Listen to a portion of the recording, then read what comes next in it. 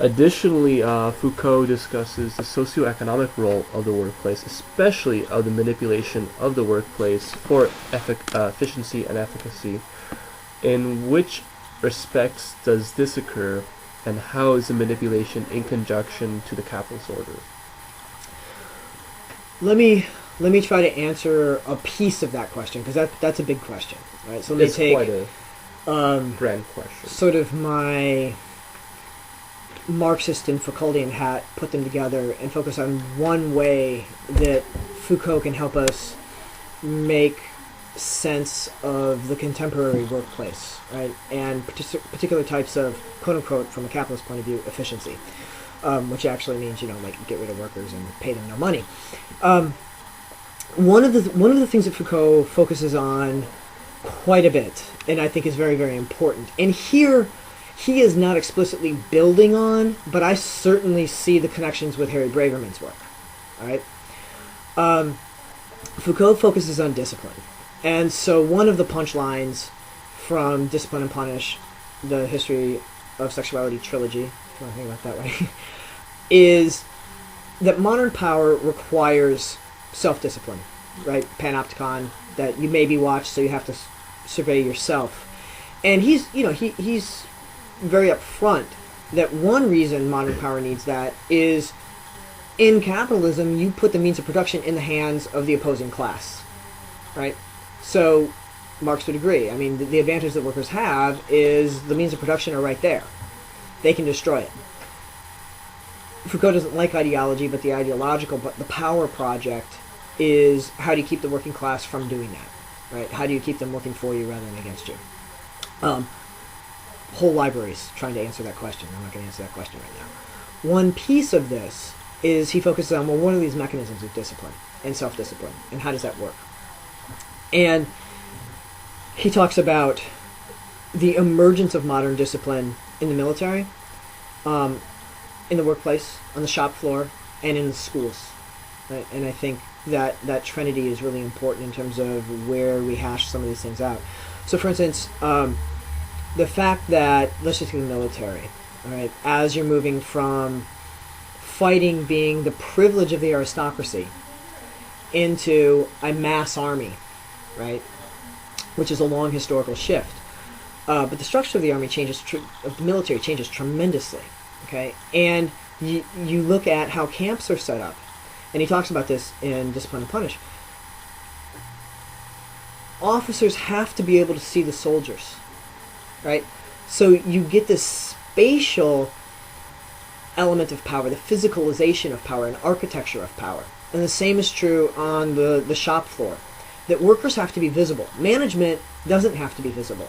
Right? If you look at maquiladoras, how are they organized?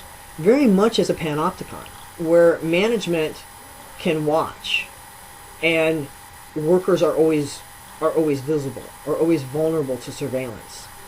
And depending on the particular shop, the manager may be behind glass, and so you don't know if you're being watched, just like the Bentham model, or it may be very obvious that you are being watched.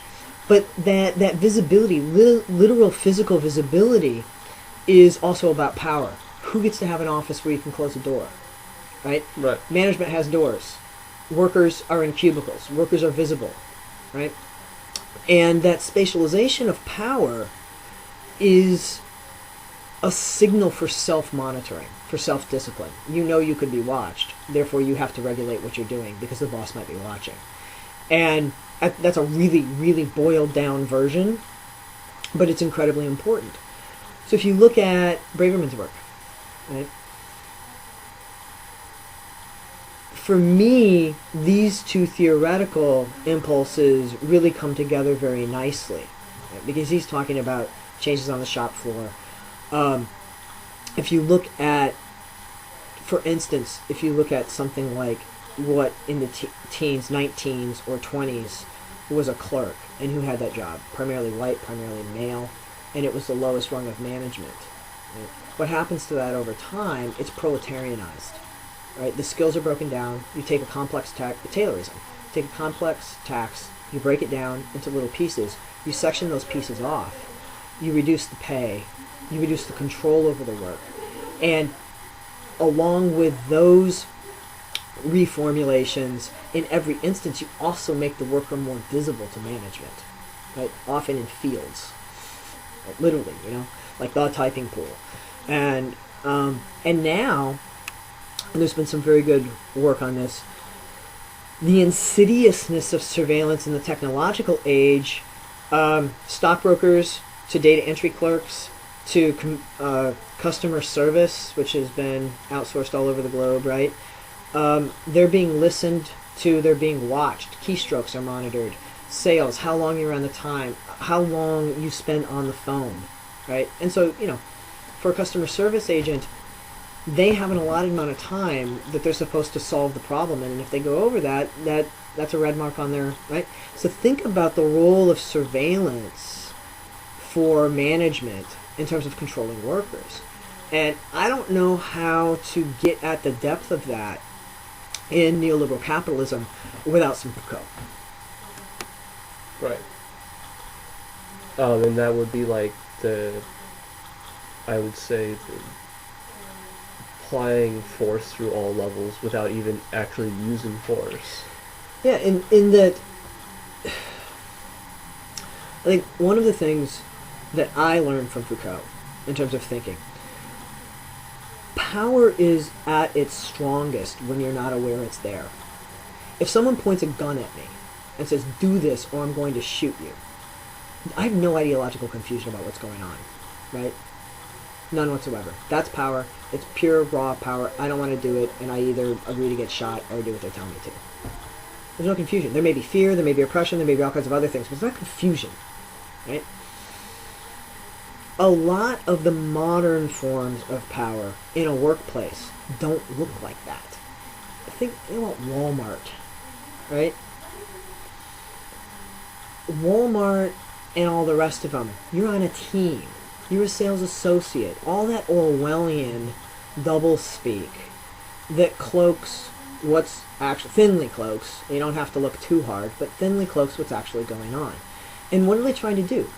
What they're trying to do is get consent from the worker, right? To eradicate the idea that it's a power relationship and to get the worker to consent to the relationship. So in one way, it's sugarcoating your exploitation. Mm-hmm. And it's recasting exploitation as you're on a team and we're all on the team and we're all members of the team and we're all the same. No, we're not. A different class. Right. Appreciate the interview and the fact that you made your time to actually do this interview. That was good. Thank you. Thank you.